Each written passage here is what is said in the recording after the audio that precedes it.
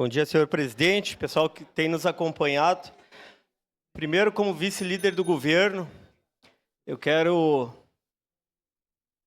te agradecer pela preocupação, vereadora Rose Frigieri, mas eu estava atendendo aqui do lado. Estou sempre à disposição da bancada, tanto de oposição como da base do governo. Primeiro, eu quero elogiar a oposição desta casa. E não só a oposição, mas todos os vereadores preocupados com pautas verdadeiras da comunidade.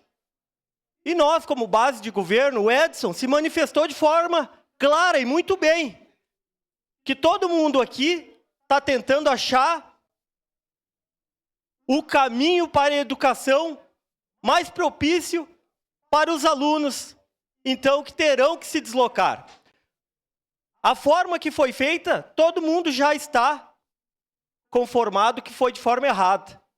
Vereador Cláudio Libardi, que não consigo visualizar ele aqui, mas a sessão, a reunião pública não pode ser na quinta de noite, porque esta casa já tem sessão solene. E a gente precisa fazer de forma rápida. Então, quinta de tarde, se mantém às 2 da tarde, para a gente poder trazer uma solução aqui para a comunidade. Mas, vereadora Rose... Só um minutinho.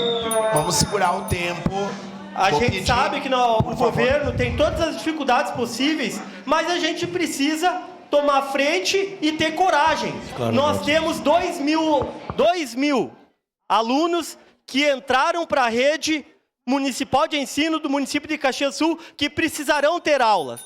Eles não podem entrar para a fila da educação, igual nós temos na educação infantil, que o governo, inclusive, está trabalhando para zerar esse déficit com a parceria com o BNDES. E mais, já adianto aqui, meu voto é favorável, sim.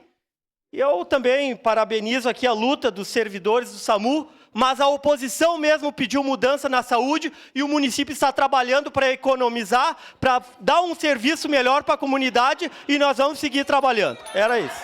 Obrigado.